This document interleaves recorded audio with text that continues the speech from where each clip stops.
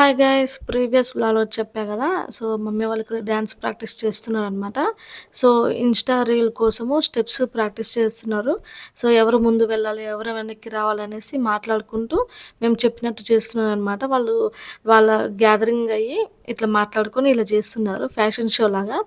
So, Insta reel కోసము ఇట్లా dance లెక్క చేస్తున్నారనమాట. సో, అది నేను నా ఇన్‌స్టాలో గూడా పోస్ట్ చేశాను. ఎవరైనా చూడకపోతే చూడండి వెళ్ళి.